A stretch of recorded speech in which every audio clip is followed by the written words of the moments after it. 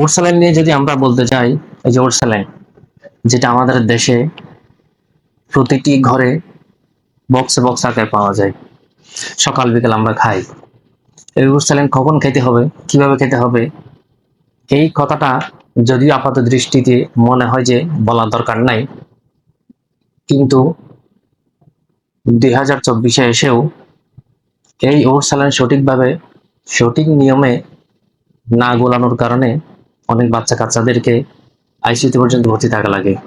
অনেক বাচ্চা কাচ্চা এই ওট স্যালাইন মিশানোর জটিলতার কারণে মারা যায়। এই 2024-এ এসেও যদি এই ধরনের অঘটন ঘটতে দেখা যায়, খুবই দুঃখজনক ব্যাপারটা। গত বছর টিভিতে একটা নিউজ হয়েছিল, ওট স্যালাইন সঠিকভাবে না গোলানোর কারণে যে সমস্যা নিয়ে বাচ্চারা ভর্তি হয়েছিল ওটা নিয়ে। দ্রুত কাজ করবে ভেবে বাবা মা 1 কাপে বেশি করে স্যালাইন গুলিয়ে দিয়েছেন, ফলাফল হাসপাতালের বিছানা। আধা কেজি পানির লগে মিলাই খাওয়াইতে হইতো, আমরা অল্প অল্প পানির লগে মিলাই খাওয়াইছি। পেট খারাপ হয়েছিল আর পাতলা পায়খানা হয়েছিল, ডাক্তারের কাছে নিয়ে আসছি, বলছে স্যালাইন খাওয়ানো ভুল হয়েছে। অল্প পানিতে স্যালাইন মিশিয়ে খাওয়ালে শরীরে লবণের মাত্রা অসহনীয় পর্যায়ে চলে যায়। কোষ থেকে পানি বেরিয়ে আসে, বিশেষ করে মস্তিষ্ক থেকে। শিশু হাসপাতালে 2022 সালে কিডনি বিকল হয়ে আইসিইউতে ছিল 109 শিশু। এর মধ্যে 39 জন ওট স্যালাইনের সঠিক ব্যবহার না করায় ভর্তি হয়। চলতি বছর আগস্ট পর্যন্ত আইসিইউতে ছিল 6 শিশু, এর মধ্যে 2 জন মারা যায়। আমাদের দেশে ডায়রিয়া হোক, বমি হোক, যে কোনো ডিহাইড্রেশন হোক, আমরা ওট স্যালাইন খেয়ে ফেলি।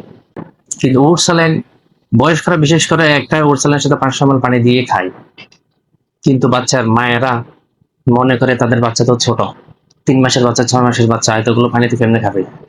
এই কারণে তাই 1 কাপের পানির সাথে একটা ওট স্যালাইন গুলাই ফেলে। তাতে যে ঘনত্বের মিশ্রণটা তৈরি হয়, সেই ঘনত্বের আর রক্তের ঘনত্ব এক না। এই মিশ্রণটার ঘনত্ব বেশি থাকে, এই ঘনত্বের মধ্যে সোডিয়াম বা লবণের অ্যামাউন্টটা বেশি থাকে। এই মিশ্রণটা যখন শরীরে প্রবেশ করবে, অতিরিক্ত লবণ শরীরে লবণের মাত্রাটা বাড়িয়ে দেয়, ফলে কিডনি জটিলতা সহ, ব্রেন ড্যামেজ সহ নানান ধরনের সমস্যা দেখা যায়। অনেক বাচ্চা কাচ্চা মারা যায়, আইসিইউ থেকে আর ফিরে আসে না। এই সচেতনতা আমাদের দরকার যে বয়স্ক হোক বাচ্চা হোক, একটা ওট স্যালাইনের সাথে অবশ্যই আমাদের 500 ml পানি দিয়ে গোলাতে হবে। কারণ 500 ml পানির সাথে একটা ওট স্যালাইন মিশালে যেই মিশ্রণটা তৈরি হয়, তার ঘনত্ব এবং রক্তের ঘনত্ব একই। এই কারণে 500 ml এর সাথে মিশানোর ফলে যে ঘনত্বের মিশ্রণটা তৈরি হয়, সেটা খেলে আমাদের শরীর কোনো সমস্যা হয় না, ঘাটতিটা আস্তে আস্তে পূরণ হওয়া শুরু করে। পায়খানা হওয়ার পরে আমি আগে বলেছি 2 বছরের কম বয়সী হলে 10 থেকে 20 চামচ, 2 বছর থেকে 5 বছর হয়ে গেলে 20 থেকে 40 চামচ। সহজভাবে এই যে বললাম কত থেকে কত চামচ, সহজভাবে বলি যত কেজি তত চামচ খাবেন। আবার আমরা যখন 500 ml এর চেয়ে বেশি পানি দিয়ে এই ওট স্যালাইন গুলাই, তখন দেখা যাবে কম ঘনত্বের দ্রবণ তৈরি হবে, মিশ্রণ তৈরি হবে। এই কম ঘনত্বের মিশ্রণ যখন আমাদের শরীরে প্রবেশ করে, তখন শরীরে পানির পরিমাণ বেড়ে যায়। এই শরীরে পানির এবং লবণের মাত্রাটা ব্যালেন্স করতে গিয়ে অতিরিক্ত পানিগুলো কোষের ভিতরে ঢুকে যায়, কোষগুলো ফুলে যায়, ফলে কোষগুলো আর সঠিকভাবে কাজ করতে পারে না, তখনও নানান ধরনের জটিলতা দেখা দেয়। এই স্যালাইন বানানোর পরে আমাদের কিছু সতর্কতা অবলম্বন করতে হবে। যেমন গরম পানিতে এই স্যালাইন গলানো যাবে না, বানানো স্যালাইনের পানি গরম করা যাবে না, এবং এই স্যালাইনের পানি 12 ঘন্টার চেয়ে বেশি হয়ে গেলে আর খাওয়ানো যাবে না। আর যে সকল স্যালাইন আমরা বাড়িতে তৈরি করি, যেমন 1 চিমটি লবণ, 1 মুষ্টি চিনি, 500 ml পানি দিয়ে আমরা বাড়িতে যেই স্যালাইন তৈরি করতে পারি, সেই স্যালাইন 6 ঘন্টার ভিতরে খাওয়ানো যায়। এরপর হলে এটা ফেলে দিতে হয়। স্যালাইন খেলে ঠান্ডা লাগবে, তাই গরম করে না অনেকে।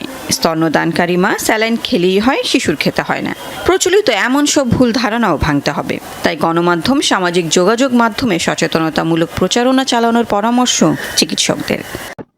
তাই আসুন আমরা সচেতন হই, সতর্ক হই, সঠিক সময়ে সঠিক নিয়মে ওট স্যালাইন তৈরি করি, ওট স্যালাইন খাই। যে সময় খাওয়ার দরকার নেই, সেই সময় আমরা ওট স্যালাইন খাওয়া থেকে বিরত থাকি। ধন্যবাদ সবাইকে।